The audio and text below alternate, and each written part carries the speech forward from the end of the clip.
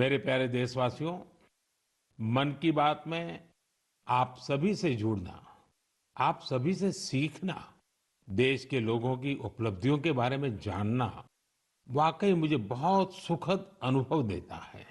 एक दूसरे के साथ अपनी बातें साझा करते हुए, अपनी मन की बात करते हुए, हमें पता ही नहीं चला कि इस कार्यक्रम ने 125 एपिसोड पूरे कर लिए।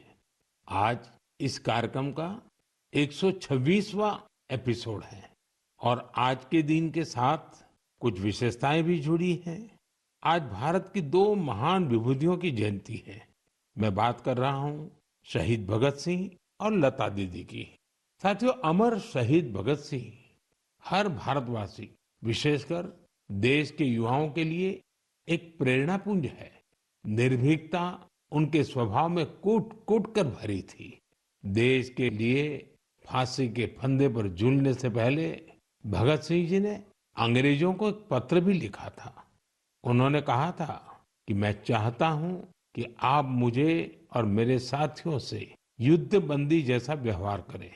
इसलिए हमारी जान फांसी से नहीं, सीधा गोली मारकर ली जाए। यह उनके अदम्य साहस का प्रमाण है। भगत सिंह जी लोगों की पीड़ा के प्रति भी बहुत संवेदनशील थे और उनकी मदद में हमेशा आगे रहते थे। मैं शहीद भगत सिंह जी को आदरपूर्वक श्रद्धांजलि अर्पित करता हूं। साथियों, आज लता मंगेशकर की भी जयंती है। भारतीय संस्कृति और संगीत में रुचि रखने वाला कोई भी उनके गीतों को सुनकर अभिभूत हुए बिना नहीं रह सकता।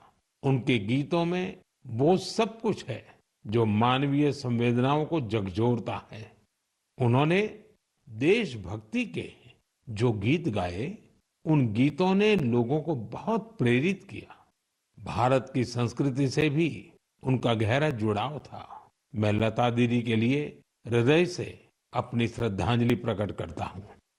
साथियों, लता दीदी जिन महाविभूतियों से प्रेरित थी, उनमें वीर सावरकर भी एक हैं, जिन्हें वो तात्या कहती थी। उन्होंने वीर सावरकर जी के कई गीतों को भी अपने सुरों में पिरोया। लता दीदी से मेरा स्नेह का जो बंधन था, वो हमेशा कायम रहा। वो मुझे बिना भूले हर साल राखी भेजा करती थी। मुझे याद है, मराठी सुगम संगीत की महान हस्ती सुधीर फडके जी ने सबसे पहले लता दीदी से मेरा परिचय कराया था और मैंने लता दीदी को कहा कि मुझे आपके द्वारा गाया और सुधीर जी द्वारा संगीतबद्ध गीत ज्योति कलश छलके बहुत पसंद है। साथियों, आप भी मेरे साथ इसका आनंद लीजिए।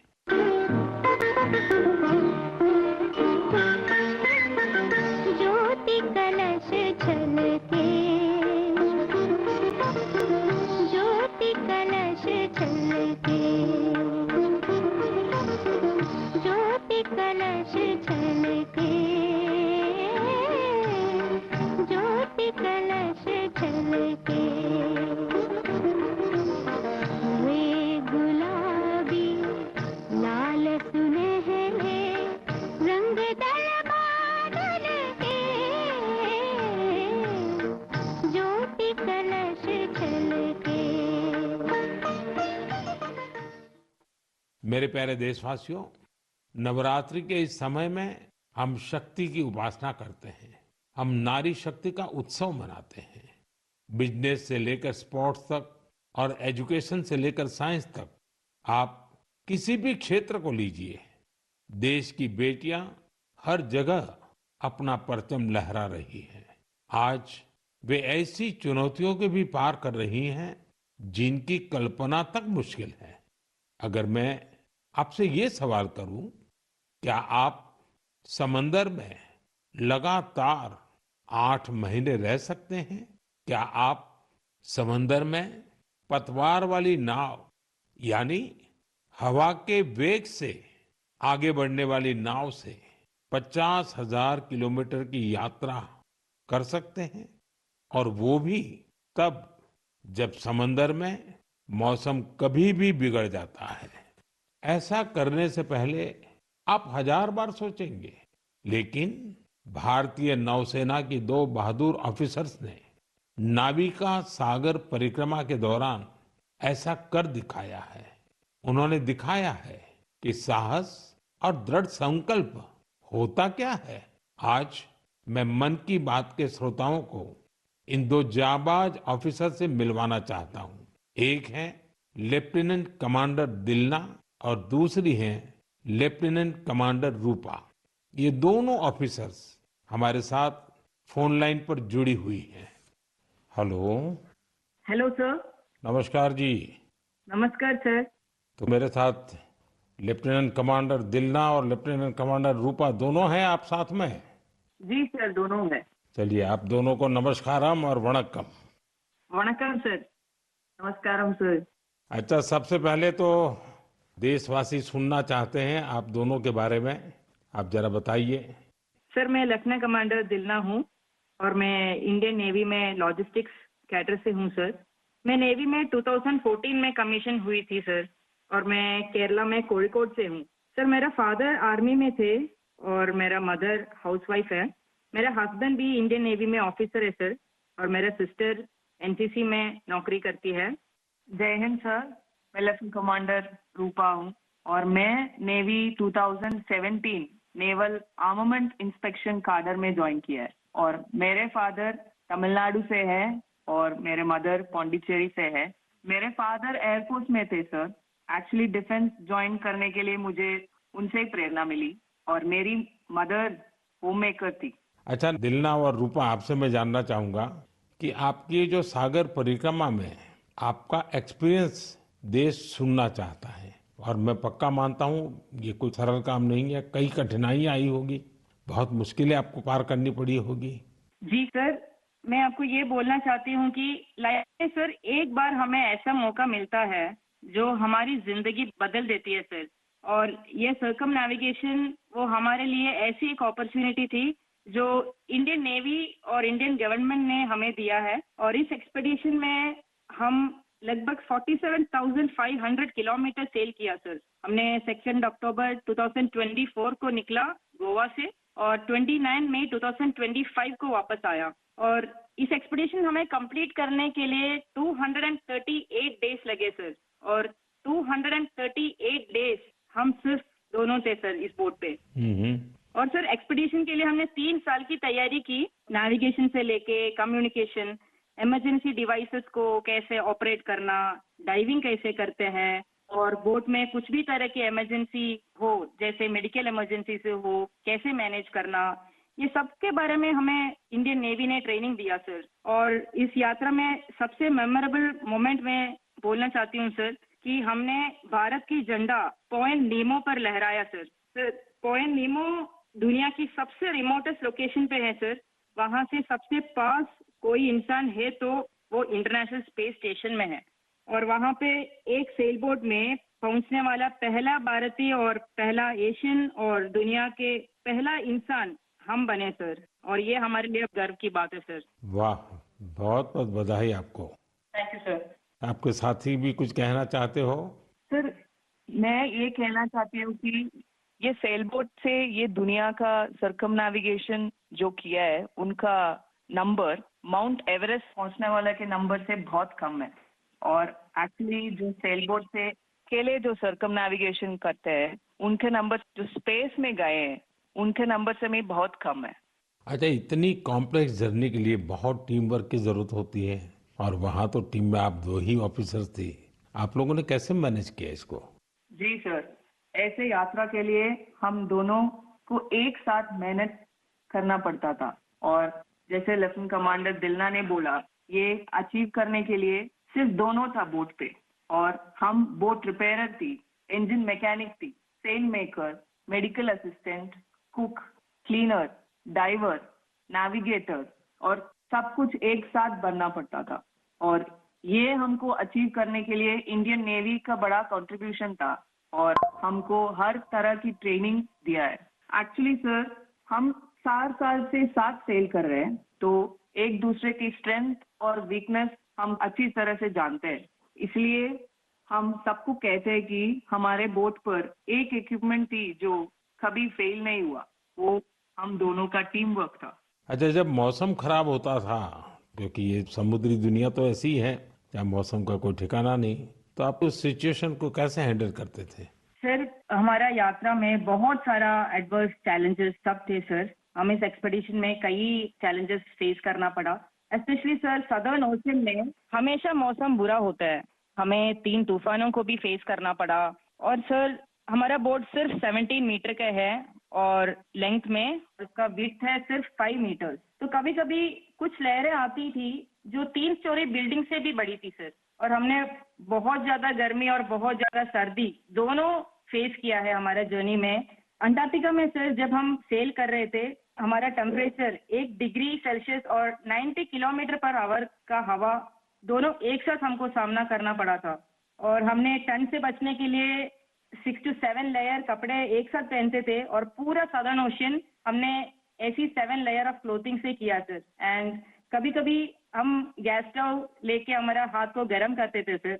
और कभी ऐसे सिचुएशंस भी होते हैं जब हवा बिल्कुल नहीं होता है और हम सेल्स पूरा नीचे करके हम ड्रिफ्ट होते रहते हैं। और ऐसे वाले सिचुएशन में एक्चुअली सर हमारे पेशेंस टेस्ट होता है। लोगों को सुन करके भी बहुत हैरानी होगी कि हमारे देश की बेटियां ऐसा कष्ट उठा रही है।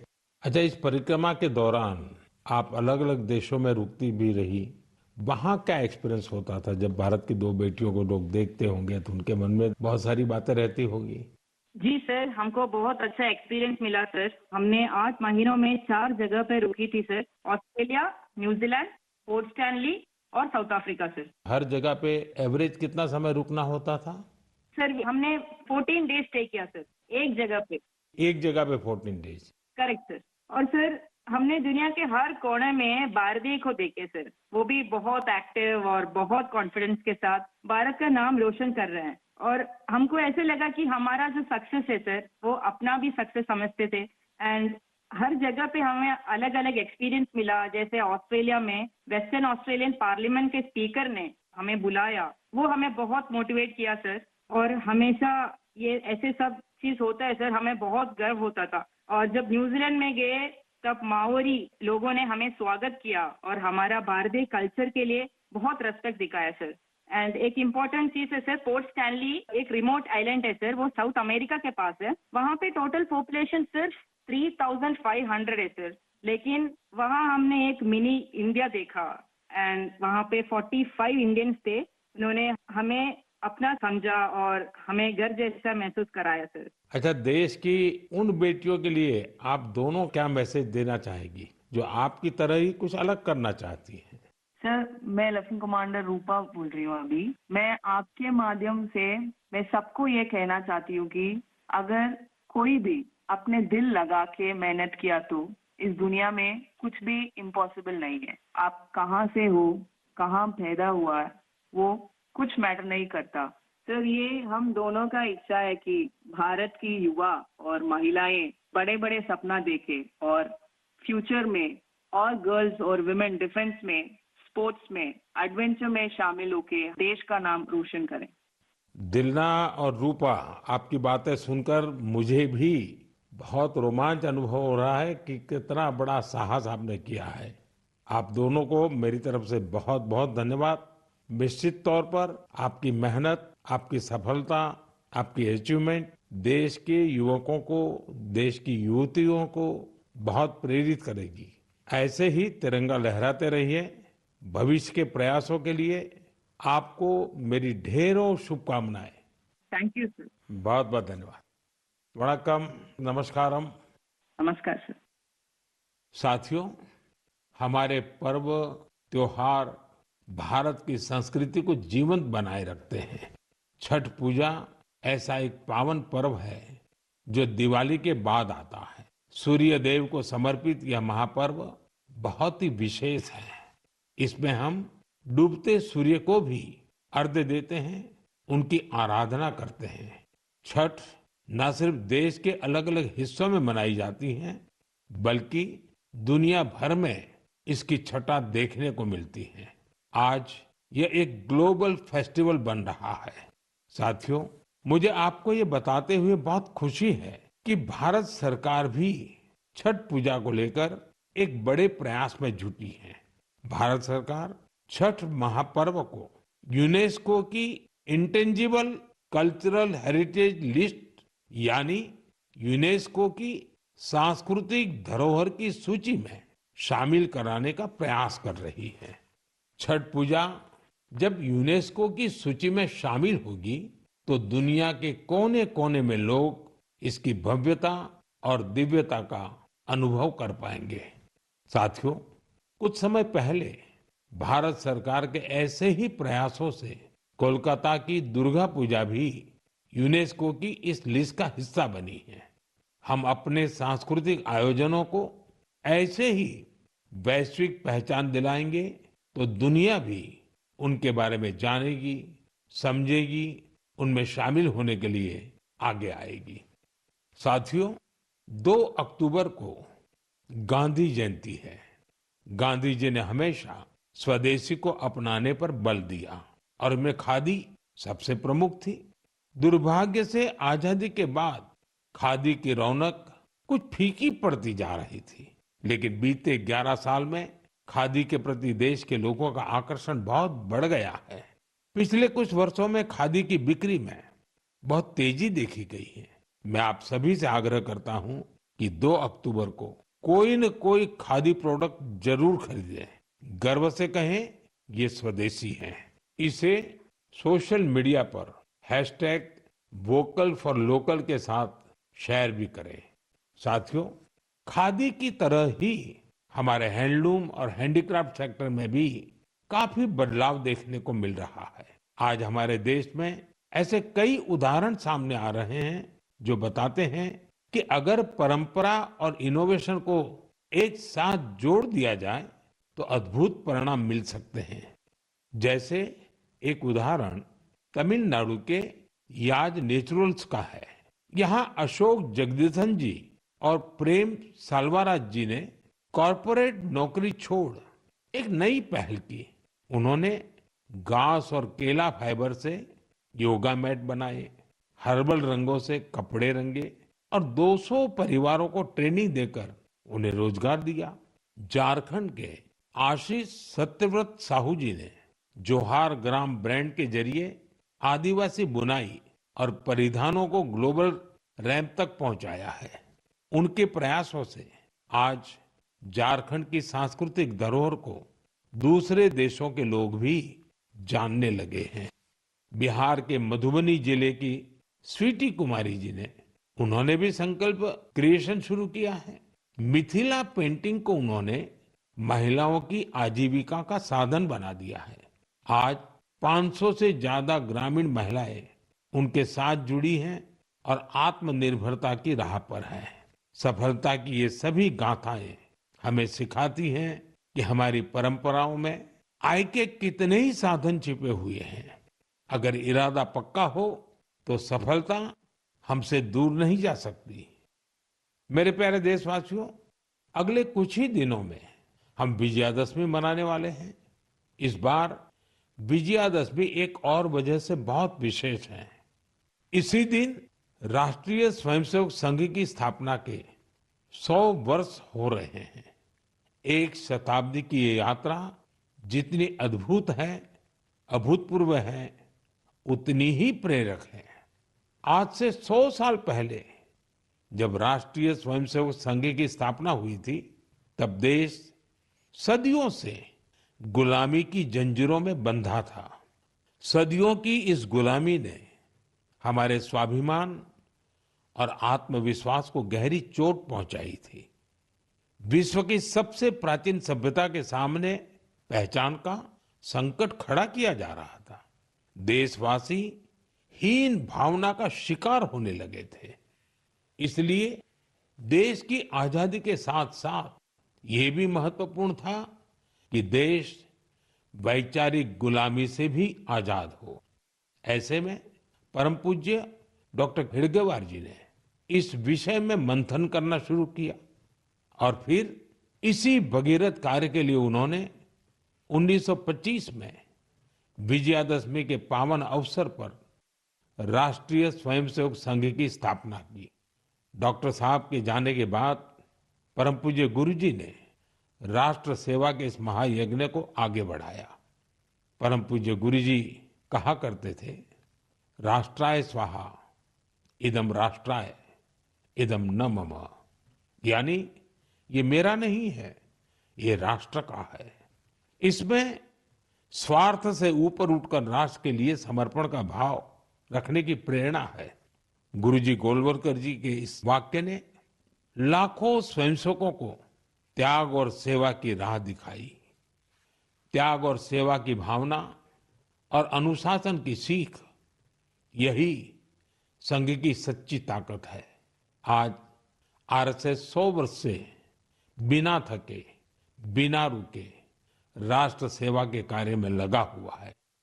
इसलिए हम देखते हैं देश में कहीं भी प्राकृतिक आपदाएं, आरएसएस के स्वयंसेवक सबसे पहले वहां पहुंच जाते हैं।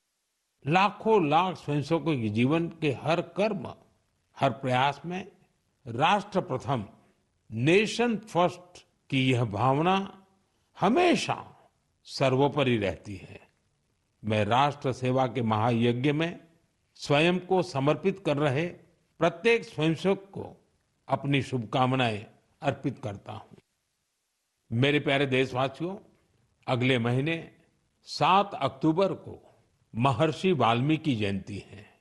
हम सब जानते हैं महर्षि वाल्मीकि भारतीय संस्कृति के कितने बड़े आधार है। ये महर्षि वाल्मीकि ही थे जिन्होंने हमें भगवान राम की अवतार कथाओं से इतने विस्तार से परिचित करवाया था। उन्होंने मानवता को रामायण जैसा अद्भुत ग्रंथ दिया। साथियों, रामायण का ये प्रभाव उसमें समाहित भगवान राम के आदर्शों और मूल्यों के कारण है। भगवान राम ने सेवा, समरसता और करुणा से सबको गले लगाया था।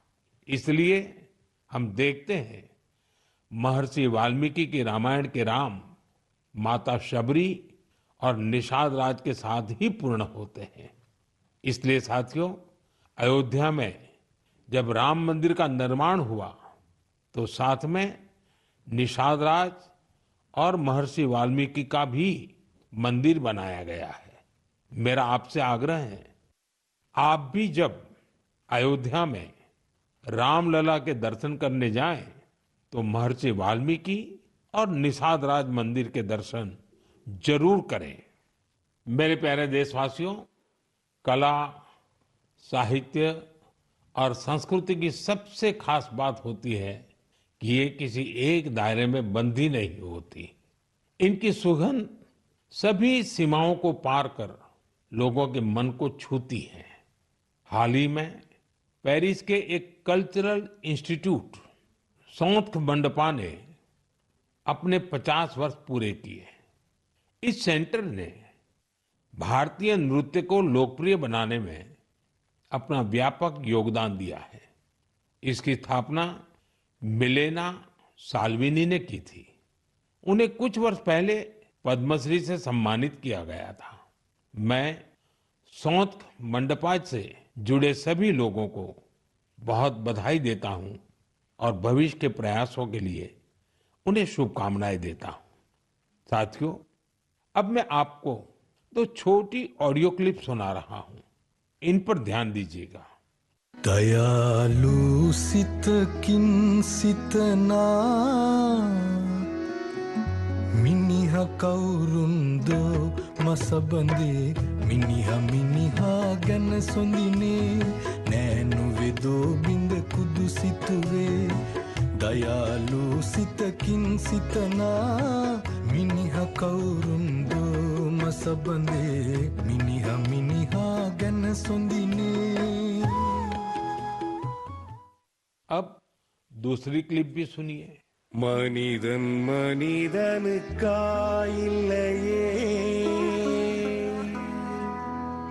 மற்றதுதான் இங்கு கவலைப்படும்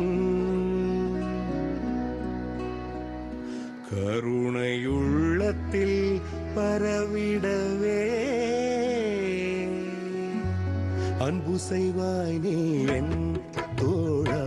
மனிதன் மனிதனுக்காயில்லையே, மற்றெதுதான் இங்கு கவலைப்படும், கருணை உள்ளத்தில் பரவிடவே. साथियों, ये आवाज इस बात की साक्षी है कि कैसे भूपेन हजारिका जी के गीतों से दुनिया भर के अलग अलग देश आपस में जुड़ते हैं। दरअसल श्रीलंका में एक बेहद ही सराहनीय प्रयास हुआ है। इसमें भूपेन दाजी के प्रतिष्ठित गीत मनुहे मनुहार बाबे, इसका श्रीलंकाई कलाकारों ने सिंहली और तमिल में अनुवाद किया है। मैंने आपको इन्हीं का ऑडियो सुनाया है। कुछ दिनों पहले मुझे असम में उनके जन्म शताब्दी समारोह में शामिल होने का सौभाग्य मिला था। यह वास्तव में एक बहुत ही यादगार कार्यक्रम रहा।